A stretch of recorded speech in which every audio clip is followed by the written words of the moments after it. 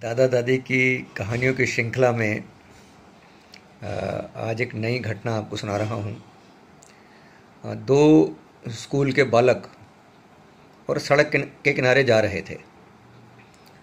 दोनों अच्छे दोस्त थे आपस में और हंसी से बात करते हुए जा रहे थे, तो रास्ते में एक लड़के को वहाँ पर एक बादाम पड़ा हुआ दिखाई दिया।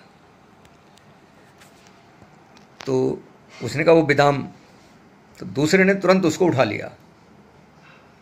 तो पहले वाले ने कहा कि उस बादाम पर मेरा हक बनता है क्योंकि मैंने जो है उसे देखा है। दूसरा कहता है भाई तुमने देखा होगा लेकिन उठाया तो मैंने है ना, इसलिए इस बादाम पर मेरा हक बनता है, इसलिए मैं लूँगा।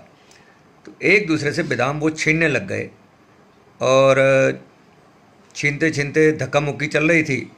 इतने में एक तीसरा लड़का आ गया, वो थोड़ा लंबा था। उसने कहा क्यों लड़ रहे हो भाई, क्या परेशानी है, क्यों एक दूसरे के हाथ खींच रहे हो। तो उनमें से एक ने कहा भाई ऐसे ऐसे मैंने बादाम को देखा था इसलिए बादाम पर मेरा हक बनता था। और दूसरा कहता है कि नहीं, बादाम को मैंने उठाया इसलिए मेरा हक बनता है, इसलिए ये बादाम मुझे मिलना चाहिए। तो वो लंबा लड़का कहता है भाई शांत हो जाओ, मैं तुम्हारा फैसला करवाता हूँ और तुम ऐसे करो, बादाम के मेरे को दो एक बार, मैं तुमको बराबर बराबर हिस्से में बना करके दूंगा और तुम्हारा फैसला करूंगा। तो उन दोनों ने जो है बादाम उस लड़के को दे दिया, लंबे लड़के को। तो लंबे लड़के ने क्या किया, उस बादाम को तोड़ा। तोड़ने के बाद जो उसका छिलका था, उस छिलके के दो हिस्से हो गए। तो एक हिस्सा छिलके का एक लड़के को दिया और दूसरा हिस्सा जो छिलके का था वो दूसरे लड़के को दिया, और जो गिरी थी वो खुद खा गया। उसने कहा देखो, एक हिस्सा तुमको दे दिया और दूसरा हिस्सा तुमको दे दिया, और क्योंकि मैंने तुम्हारा फैसला करवाया है इसलिए गरी मैंने खा लिया है, तो ये सारा फैसला हो गया।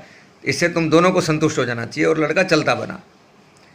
तो वास्तव में इस घटना से हमें ये शिक्षा मिलती है कि जब हम लड़ते हैं दो, तो उसका फ़ायदा कोई तीसरा उठाता है।